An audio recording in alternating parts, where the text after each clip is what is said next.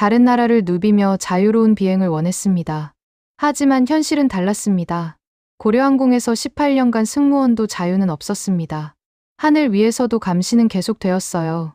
여러분, 천식으로 숨 못 쉬면 119 부르시죠? 하지만 저희 딸이 숨 넘어가는데 병원에 약이 없었습니다. 북한 최고 특권층인 국제선 승무원조차요. 저는 목숨을 걸고 초콜릿 상자를 밀반입했습니다. 하지만 그 안에 든 것은 초콜릿이 아니었습니다.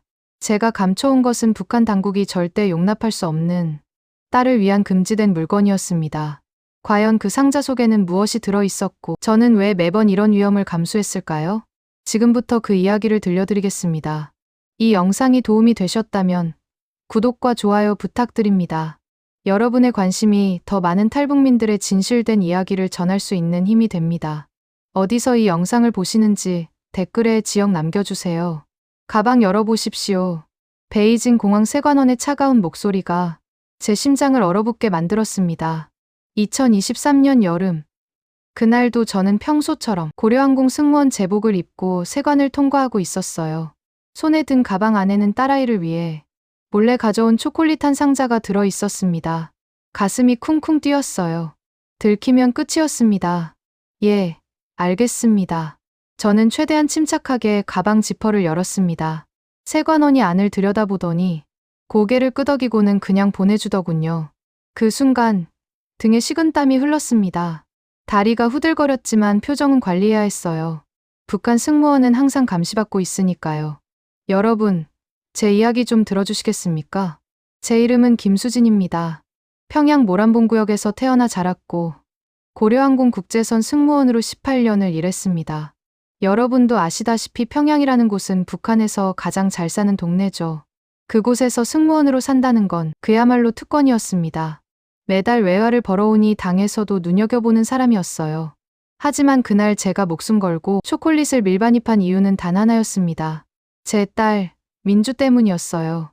19살 된 제 딸은 어릴 때부터 천식이 있어서 약 구하기가 하늘의 별 따기였거든요. 엄마로서 딸아이가 숨 못 쉬어 괴로워하는 걸 보는 게 얼마나 가슴 아픈지 아시죠? 그래서 베이징에 갈 때마다 천식약이며 영양제를 몰래 초콜릿 상자에 넣어 가져왔습니다. 걸리면 제 목숨이 위험해도 말이에요.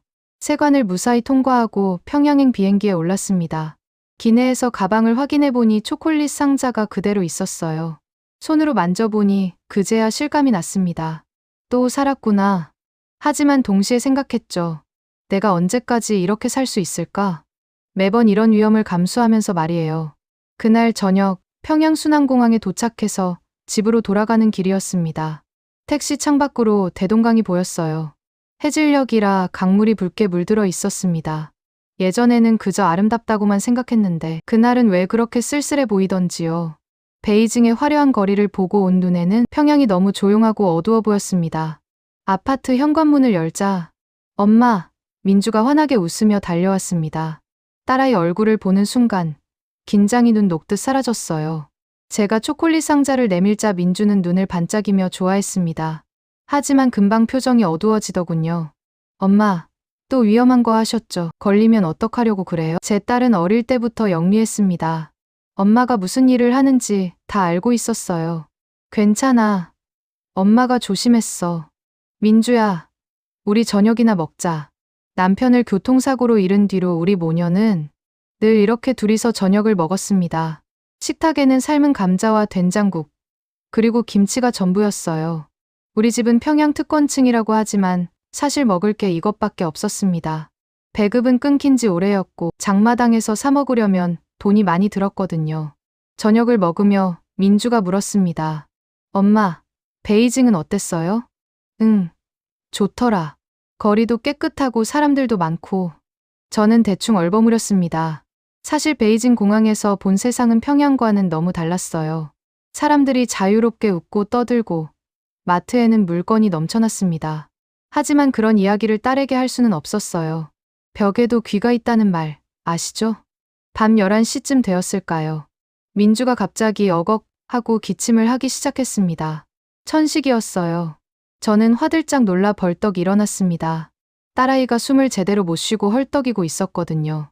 가슴이 오르락내리락 하면서 엄마, 숨이 안 쉬어져요. 하는 겁니다. 민주야, 잠깐만. 엄마가 약 가져올게. 저는 부랴부랴 약장을 뒤졌습니다. 손이 떨렸어요. 천식약 병을 꺼내 보니 겨우 2-3알밖에 안 남았더군요.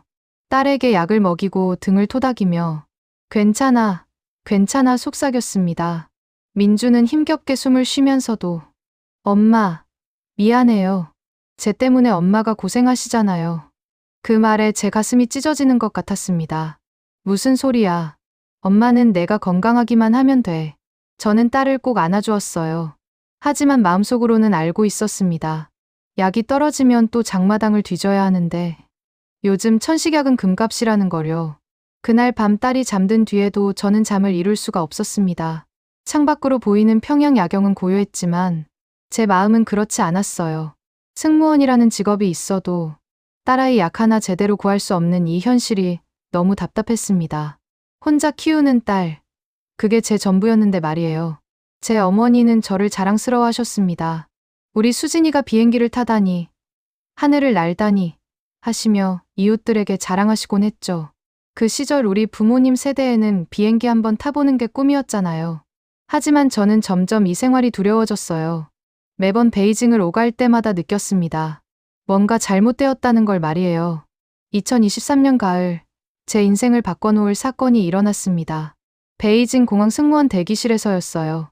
텔레비전에서 CNN 뉴스가 나왔습니다. 북한에 대한 보도였죠. 인권 문제, 식량 부족, 탈북. 우리가 배운 것과 너무 달랐어요. 화면 속 영상은 생생했습니다. 굶주린 아이들, 장마당 풍경. 우리가 사는 모습 그대로였어요. 평양으로 돌아온 그날 밤, 민주가 물었습니다. 엄마, 우리는 왜 이렇게 살아야 해요? 식탁에는 감자와 김치뿐이었어요. 민주야, 무슨 소리야. 우리는 낙원에 살잖아. 저는 습관처럼 대답했지만 목소리가 떨렸습니다. 엄마는 베이징 가잖아요. 거기는 어때요? 19살 딸이 이런 질문을 한다는 것 자체가 위험했습니다. 엄마, 전 알고 싶어요. 진짜 세상이 어떤지. 저는 가슴이 철렁했어요. 민주야, 그런 말 절대 밖에서 하면 안 돼. 딸의 손을 꽉 잡았습니다. 며칠 뒤, 더 큰 일이 터졌습니다. 민주가 학교에서 돌아오더니 얼굴이 새하얗더군요. 엄마, 큰일 났어요. 손에 USB를 들고 있었습니다. 한국 드라마였어요. 이게 어디서 났어? 친구가 빌려줬는데 학교에서 단속반이 가방 검사를 했어요. 다행히 주머니에. 민주는 울먹였습니다. 저는 당장 부숴버리고 싶었어요. 하지만 딸아이가 말했습니다. 엄마, 근데 드라마 속 세상은 너무 달라요. 사람들이 자유롭게 말하고 우리도 그렇게 살 수 있을까요? 그날 밤 저는 몰래 그 USB를 봤습니다. 낡은 노트북으로 틀어보니 한국 드라마가 나왔어요. 화면 속 서울은 너무 밝았습니다. 사람들은 자유롭게 말하고 먹고 싶은 걸 먹고 가고 싶은 곳에 갔어요. 저는 화면을 보며 울었습니다. 그제야 깨달았어요. 승무원이라는 특권도 평양에 사는 것도 거짓된 자유였다는 걸 말이죠. 다음 날 아침, 민주의 천식이 또 도졌습니다. 이번에는 더 심했어요. 약을 먹여도 숨을 제대로 못 쉬었습니다. 민주야, 엄마가 여기 있어. 딸아이를 안고 있는데 문득 생각했습니다. 이 아이를 이렇게 살게 할 수 없다. 그 순간이었습니다. 여러분도 아시다시피 6.25 때도 부모들은 자식 살리려고 목숨을 걸었잖아요. 저도 마찬가지였어요. 딸의 미래를 위해서라면 뭐든 할 수 있었습니다.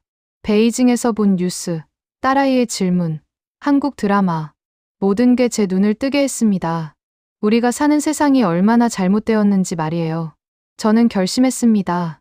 이 아이만은 제대로 된 세상에서 살게 해주겠다고요. 하지만 그때는 몰랐습니다. 그 결심이 얼마나 험난한 길의 시작인지를요. 그날 이후로 세상이 다르게 보였습니다. 베이징을 오갈 때마다 평양이 더 답답했어요. 2023년 겨울, 민주가 대학 입학 준비를 하고 있었습니다. 김일성종합대학 지원하려 했죠. 하지만 학교에서 통보가 왔어요. 성분 재조사 대상자입니다. 엄마, 이게 무슨 뜻이에요? 민주가 떨리는 목소리로 물었습니다. 남편 사고를 의심스러운 죽음으로 보고 있었어요. 성분 문제가 생기면 딸의 미래는 끝이었습니다. 며칠 뒤 보위부에서 저를 불렀습니다. 김수진 동무, 베이징에서 뭘 했습니까? 차가운 신문이 시작됐어요. 승무원 임무만 수행했습니다. 침착하게 대답했지만 가슴은 쿵쿵 뛰었어요. 딸애도 조사 대상입니다. 학교에서 이상한 소리를 했다고 합니다. 제 심장이 멈추는 것 같았어요. 승무원 재심사를 받으십시오. 재심사는 사실상 해고였습니다. 집으로 돌아오며 절망했습니다. 자리를 잃으면 평양에서 쫓겨나요. 딸의 미래는? 그날 밤 민주의 천식이 또 도졌습니다. 정말 심했어요. 엄마, 숨이 안 쉬어져요. 약병은 텅 비어 있었습니다. 민주야, 잠깐만. 이웃집으로 뛰어갔지만 아무도 천식약이 없었어요. 장마당은 문 닫았고 병원도 약이 없었습니다. 집으로 돌아왔을 때 민주는 창백한 얼굴로 숨을 몰아쉬고 있었어요. 엄마, 괜찮아요. 참을게요. 웃으려 애쓰는 모습에 가슴이 찢어졌습니다. 저는 딸을 꼭 안았습니다. 미안해, 민주야. 눈물이 났어요.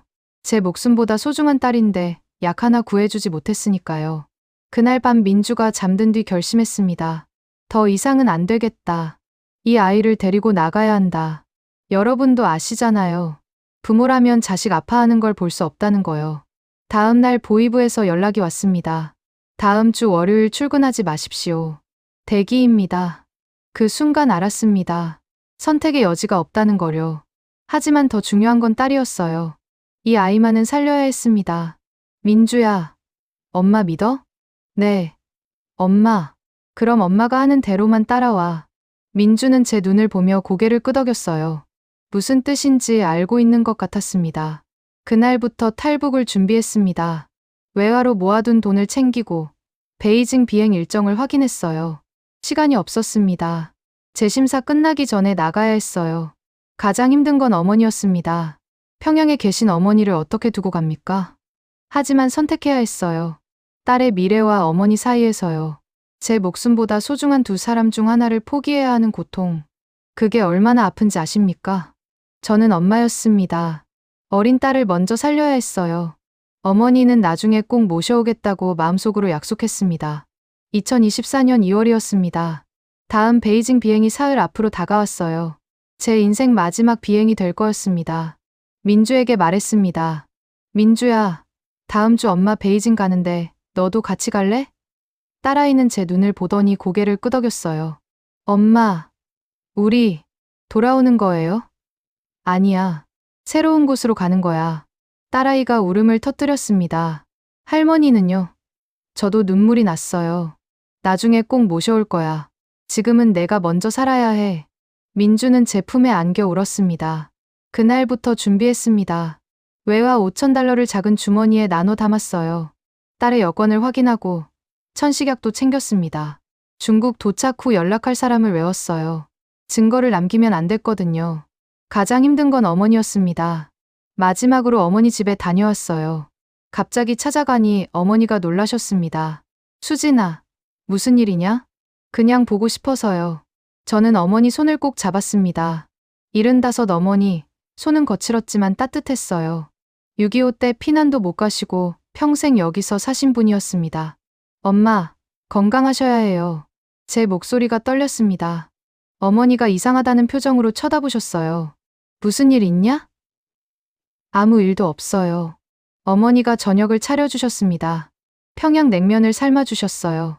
제가 어릴 때부터 좋아하던 거였죠. 많이 먹어라. 어머니는 제 그릇에 고기를 더 얹어주셨습니다. 저는 냉면을 먹으며 울었습니다. 이게 어머니가 해주시는 마지막 밥이 될 거라는 생각에요. 엄마, 사랑해요. 정말 사랑해요. 갑자기 왜 그러니? 어머니가 걱정스럽게 물으셨어요. 그냥 고마워서요. 저는 어머니를 꼭 안았습니다. 어머니 품 냄새 평생 잊지 못할 거예요. 집으로 돌아오는 길에 모란봉을 올랐습니다. 민주와 함께요. 평양 야경이 보였어요. 대동강. 제가 태어나 자란 이 도시.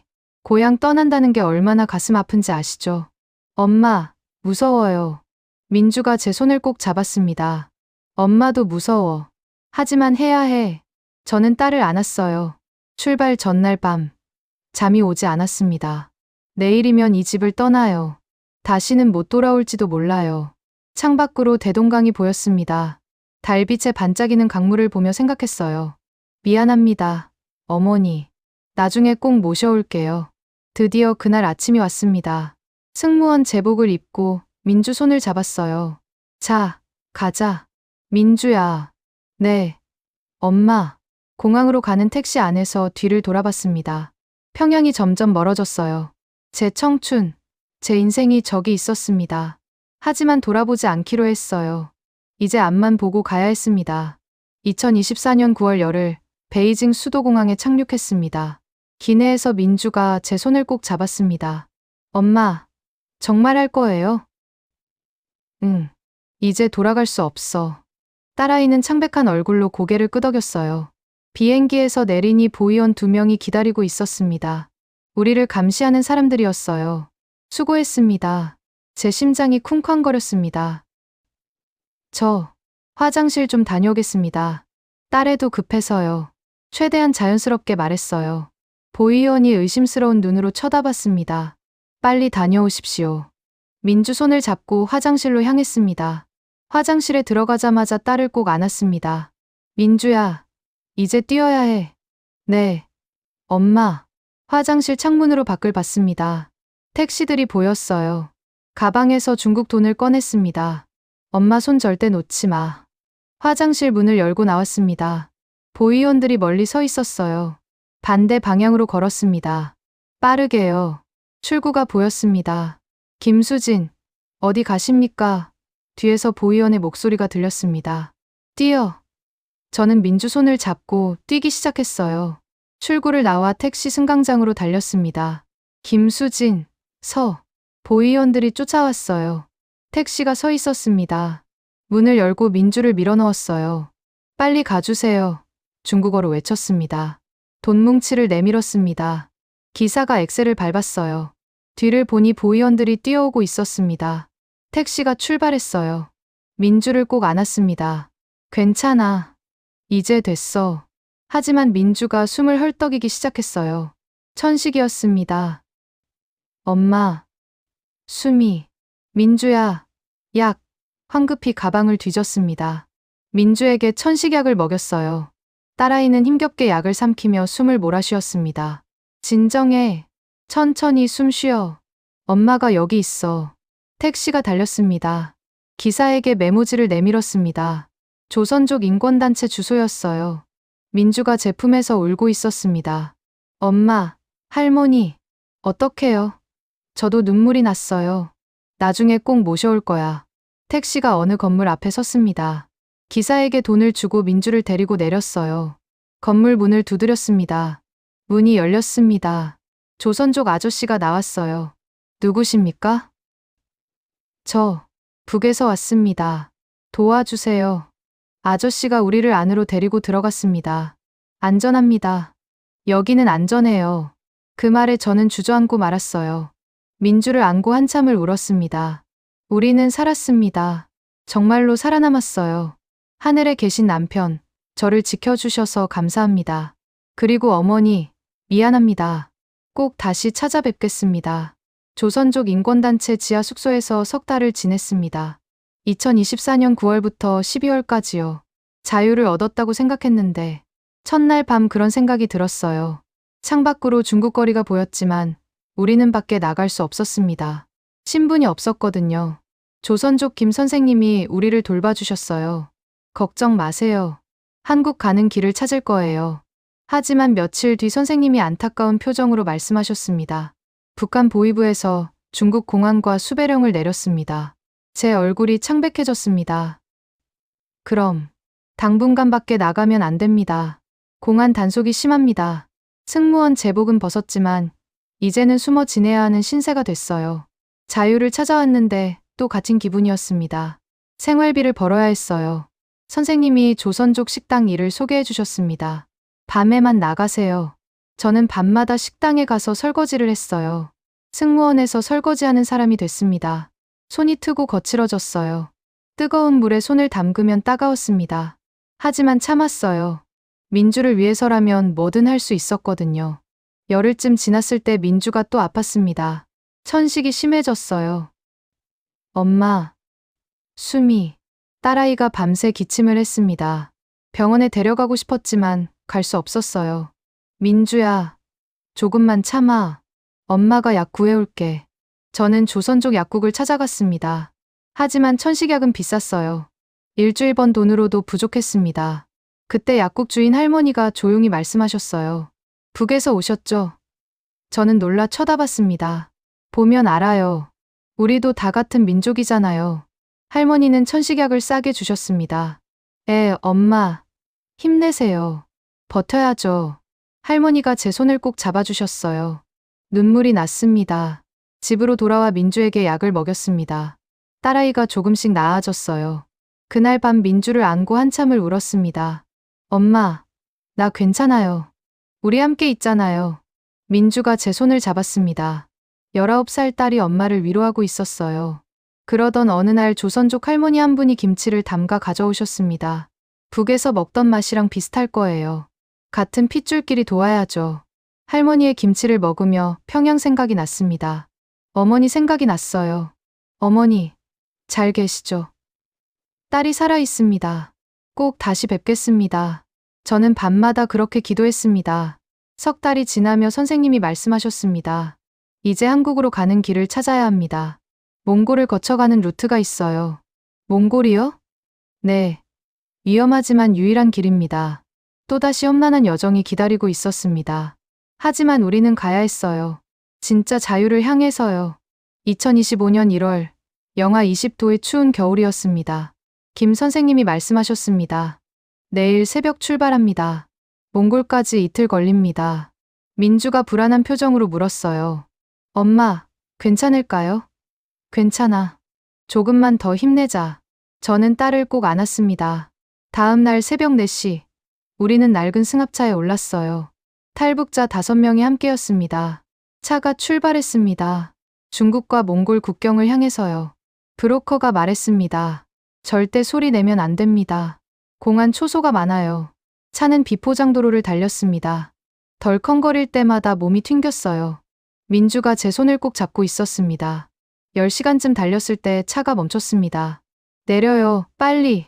브로커가 급하게 소리쳤어요. 앞에는 철조망이 보였습니다. 저기 철조망 밑으로 기어가세요. 저쪽이 몽골입니다. 땅바닥에 엎드려 철조망 밑으로 기어갔어요.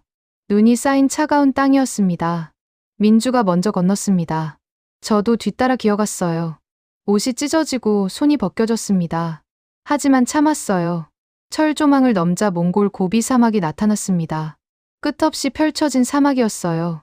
바람이 매서웠습니다. 다시 다른 차에 올랐습니다. 울란바토르까지 하루 걸립니다. 차는 사막을 달렸습니다. 한밤중에 차가 멈췄어요. 고장 났습니다. 영하의 사막 한가운데였어요. 차 안에서 떨며 기다렸습니다. 히터도 꺼졌어요. 민주가 추위에 떨고 있었습니다. 저는 제 외투를 벗어 딸에게 덮어줬어요. 엄마는요? 엄마는 괜찮아. 내가 따뜻해야 해. 딸을 꼭 안았습니다. 엄마, 고마워요. 엄마는 내가 행복하면 돼. 몇 시간 뒤 브로커가 차를 고쳤습니다. 다시 출발했어요. 오후쯤 민주가 또 숨을 헐떡이기 시작했습니다. 천식이었어요. 민주야, 약. 가방을 뒤져 약을 꺼냈습니다. 약도 거의 떨어져 가고 있었어요. 조금만 참아. 울란바토르 가면 한국 대사관이 있어. 민주는 힘겹게 고개를 끄덕였습니다. 해질녘, 드디어 울란바토르가 보였습니다. 도시의 불빛이 보였어요. 저기다. 한국 대사관 앞에 도착했습니다. 저는 민주 손을 잡고 대사관 문을 두드렸어요. 문이 열렸습니다. 한국 직원분이 나오셨어요. 저희 북에서 왔습니다. 도와주세요. 제 목소리가 떨렸습니다. 들어오세요. 안전합니다. 그 말에 저는 주저앉고 말았어요. 민주를 안고 울었습니다. 우리는 해냈어요. 평양에서 베이징, 중국, 몽골을 거쳐 여기까지 왔어요. 목사님들의 기도 덕분입니다. 감사합니다. 저는 눈물을 흘리며 기도했습니다. 이제 한국만 남았습니다. 진짜 자유가 있는 곳으로요. 2025년 3월, 드디어 한국 땅을 밟았습니다. 인천공항에 내렸을 때의 그 느낌을 평생 잊지 못할 거예요. 같은 언어를 쓰는 사람들, 같은 얼굴의 사람들이 자유롭게 오가고 있었습니다. 하나원에 들어갔습니다. 탈북자들을 위한 정착 교육 시설이에요. 석 달 동안 한국 사회에 적응하는 법을 배웠습니다. 처음에는 모든 게 낯설었어요. 말투부터 달랐습니다. 동무 대신 친구라고 해야 했고요. 음식도 달랐습니다. 같은 김치인데 맛이 달랐어요. 북에서는 더 싱겁게 담갔거든요. 하지만 같은 민족이니까 금방 익숙해졌습니다. 가장 놀라웠던 건 편의점이었어요. 24시간 문을 여는 가게라니요. 밤 12시에도 라면을 사러 갈 수 있다는 게 신기했습니다. 마트에 처음 갔을 때 울었습니다. 물건이 가득했어요. 쌀, 고기, 과일, 채소. 평양 장마당의 100배는 넘게 많았습니다. 민주가 제 손을 잡으며 말했어요. 엄마, 우리 진짜 왔네요. 인터넷도 놀라웠습니다. 휴대폰으로 뭐든 찾아볼 수 있었어요. 저는 몰래 북한 소식을 찾아봤습니다. 평양 소식. 눈물이 났습니다. 하나원을 나와 작은 집을 얻었습니다. 정부에서 도와주셨어요. 민주는 검정고시를 준비했고 저는 편의점에서 일을 시작했습니다. 승무원에서 편의점 알바가 됐지만 행복했어요. 왜냐고요? 자유롭게 일할 수 있으니까요. 누가 감시하지 않았습니다. 민주가 검정고시에 합격했습니다. 대학에 갈 수 있게 됐어요. 민주야, 내가 공부하고 싶은 거 해. 누구도 막지 않아. 딸아이가 웃으며 말했습니다. 엄마, 나 간호사 되고 싶어요. 사람들 돌보는 일 하고 싶어요. 제가 안고 울었어요. 그래, 민주야, 엄마가 응원할게. 하지만 그리움도 있습니다. 어머니가 보고 싶어요. 평양에 계신 어머니, 이제 76이셨을 거예요. 제가 탈북했다는 소식을 들으셨을까요? 얼마나 놀라셨을까요? 어머니, 미안합니다. 딸이 먼저 자유를 찾았습니다. 언젠가 꼭 만날 날이 올 거예요. 통일이 되면 제가 달려가겠습니다. 여러분, 저는 지금 행복합니다. 민주가 웃으며 학교 가는 모습을 보면 꿈만 같아요. 자유롭게 숨쉬고, 자유롭게 말하고, 자유롭게 꿈꿀 수 있다는 게 이렇게 소중한 거였습니다. 북에 계신 분들께 말하고 싶어요. 용기를 내세요. 자유는 정말 아름답습니다.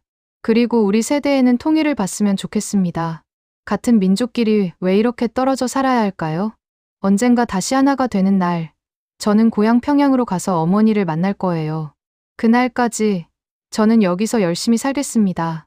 민주와 함께 자유롭게요. 감사합니다. 제 이야기를 들어주셔서 감사합니다. 구독과 좋아요는 큰 힘이 됩니다.